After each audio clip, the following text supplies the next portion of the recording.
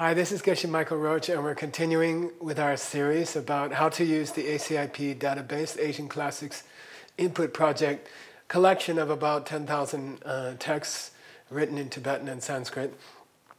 And we've covered the Kangyur and Tengyur sections. These are, Kangyur consists of books which survived in Tibetan translation, which started from India about 2,500 years ago and were spoken by Buddhas, enlightened beings. And then we finished explaining the Tengyur section, which has about 3,700 more works, which are commentaries written between the time of Lord Buddha on up to about 1000 AD. And now today I'd like to continue our discussion of the Sungbum topic. Sungbum means the collected works of Tibetan authors on Buddhism. And they range from about just before 1000 AD up to the present time.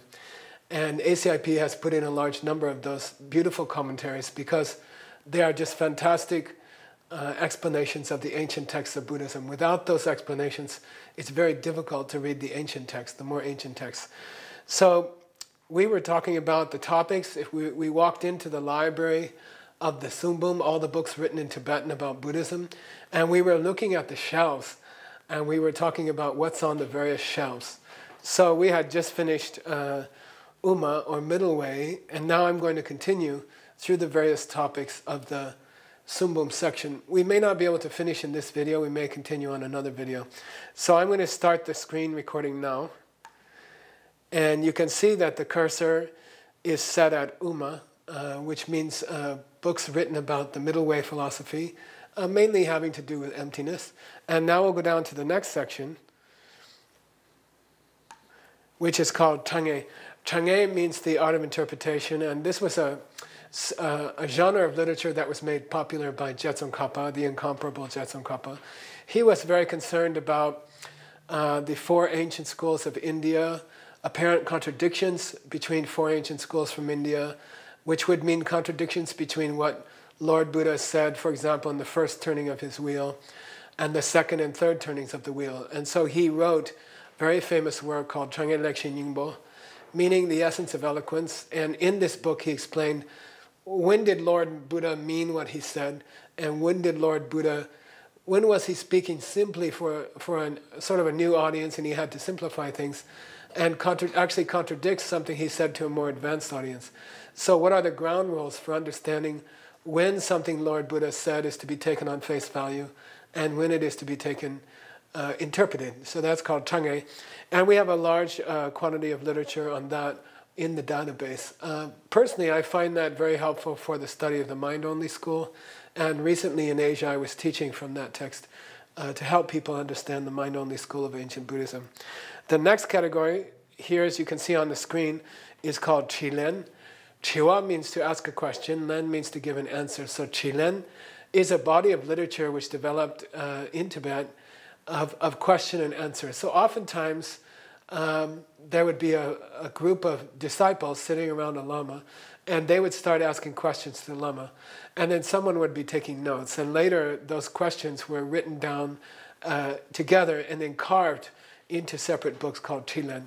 I think the most famous Chilen we have here is the one by the ones by Ngulchu Dharmabhadra, and this is just a massive amount of questions and answers. Unfortunately, they skip around at random. So somebody will ask a question about the Vajrayogini Tantra, and the next person will ask a question about formal logic, and the next person will ask a question about meditation practice. And so I actually sat down for a long time and split those questions out. It took me a long time. I split them out and put them into their proper subject categories. So these are just beautiful, sort of rare chances that we get to see a teacher being spontaneous. And I think there's one, we have the questions and answers of Chijang Rinpoche, which is the teacher of the current Dalai Lama. We have the question and answers of Ngawang Pelden, a very famous tantric author from Mongolia, and one of the Panchen Lamas. So you can see this literature there. And I think it's one of the most interesting kinds of Tibetan literature because you get a look at, sort of an exploration session between a lama and their disciple, which is unusual. Normally, Tibetan literature is very stylized and very formal. The next section is called Neyik, which means pilgrimage guides. Ne means places or holy places. Yik means a letter or a document. And so Neyik is a body of literature in which people will say, if you go to this holy place, you can see these. It's sort of like a tour guide book of holy places, normally in Tibet, sometimes in India. And they're very, very useful for reconstructing ancient geography. For example, we weren't sure for a long time where Shravasti was, where Lord Buddha taught the Diamond Cutter Sutra. So using these Neyiks, we can sort of reconstruct those things. The next category is called Gupta Sidhant. Gupta is a very interesting kind of literature in which it's called Comparative Schools of Philosophy. So in one book, an author will discuss, say for example, the 4 great schools of India, or they will discuss the 4 great schools of Tibet, or I've even seen Guptas which discuss current schools of thought in China, or India, or even Christianity, Christian thought. The late ones treat even other countries' philosophical systems. So they're very, very interesting and very valuable comparative studies of the great schools. So for example, they'll take a subject like, I don't know, the idea of emptiness, and they'll discuss what do the different schools think about this subject. So that's a very beautiful type of literature that I've never really taught, but I think it would be very useful to teach maybe one of the very classic Guptas. There are several very important ones, and the most important being Chankyat Gupta, which by the first Chankyat Rinpoche. So these are who taught the emperors of China. So I think that would be a very beautiful thing to study, although it's huge. It's 4 volumes, I think. The next one is called Senyik. Sen means honorific of te. Tepa means what? Tepa means to listen, right? Like Nyente means a listener. So Tepa means listening. Semba is the honorific of it. Yik means a document or a record. So Senyik means what? It's a record of teachings that this person has heard in their life. So it's been very important in the Gelugpa tradition, particularly the tradition of the Dalai Lamas, that people can show an authentic parampara, an authentic lineage of lamas behind them. So they will take just one subject that they have studied, like the 6 yogas of Naropa, Narochuduk, and they will trace back that lineage back to Naropa, and they will prove to other people that they have the whole lineage. They have the whole lineage back to Naropa, and they hold that lineage.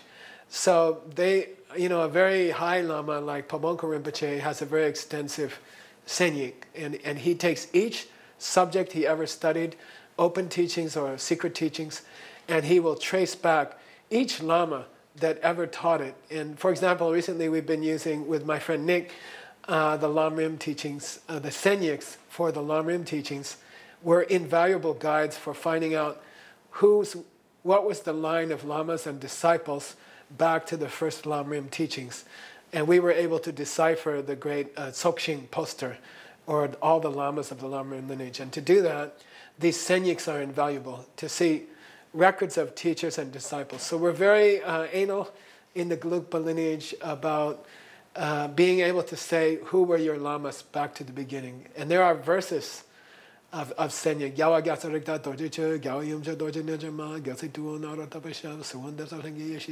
And we recite them every 2 weeks in some cases about what is our lineage. So senyiks are invaluable for historical reconstruction of the lineage and where things came from, okay, where they started, even back to ancient India. The next one is called Sumtak. Sumtak, the word Sumtak is an abbreviation. It means grammar, the study of grammar. And Sumtak is an abbreviation of 2 different names of 2 different books. One is called Sumchupa, which means the 30 verses, and one is called Tagijumba, which means the application of suffix letters or suffixes. So there was a body of grammar works written by great Tumi Sambota, who was a Tibetan, who was part of a group of young Tibetans who were sent to India, I think before 1,000 years ago, maybe 1,100 years ago, 1,200 years ago. And they were young men, and they were, a group of them were, I don't know how many, I think it was 12 or 15 of them were sent to India to bring back an alphabet. Because up to that time, the Tibetans were nomads, and they didn't have a written language. But then they started learning Buddhism, and they wanted to translate the great Sanskrit works into their own language. So artificially, they sent a group of young men to India, and they said, bring back a language, bring back written characters that we can use for our language. And as I remember, my memory is fuzzy, but I think only Tumi Sambodha survived in the jungles of India, and he brought back an alphabet, and he wrote a series of grammar books about how Tibetan grammar is designed and how he helped design it. And only 2 of those books survived, the Sumchupa and the Tangajupa. So grammar in Tibetan is called Sumtak, with two of the words from his grammar books. And those are very, very beautiful explanations of Tibetan grammar. They are a little bit artificial. They are designed on the basis of the great grammar books of Sanskrit language. And Tibetan's not as complicated or as standardized as Sanskrit has been for the last 3,000 years, 5,000 years. So the grammar books are a little bit artificial, but when you reach the monastery, you could be 10 years or 12 years old, you are required to memorize some basic Sumtak literature. And then you learn the prefix letters and the suffix letters and the names of the vowels, and you learn useful ideas of grammar. The basic tenses, the basic cases, you learn these things. Not as extensive as Sanskrit, which, for example, I think has 64 tenses, conjugations. And then that's very complicated. But Tibetan scholars tried to emulate that. One of the greatest scholars was a student of Muchu Dhammabadra's, whose name escapes me right now, Yangchen Dupi Dorje. And some of the great grammar books were written by him. Next we have Lamrim, which most people know about this. This is a huge body of literature.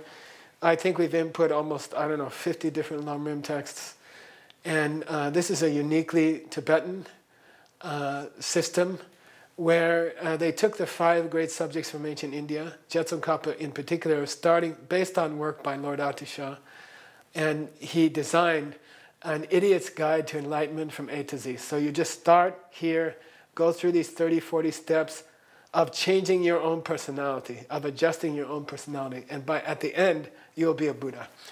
And so that's a very famous genre of literature. Lamrim Chenmo, the great book on the steps of the path, is maybe the most famous book ever written in Tibet by Jetsun Kapa. And then, of course, the Namdo Lakjang, which is Namdo Lakjang Sutupa, means liberation thrust into the palm of your hand, or just plopped into your hand, written by Pabongko Rinpoche. So these are great Lamrim texts, and we've input most of the important ones. So I think we'll stop there, and we'll continue with the Sungbum categories in the next video. Thank you.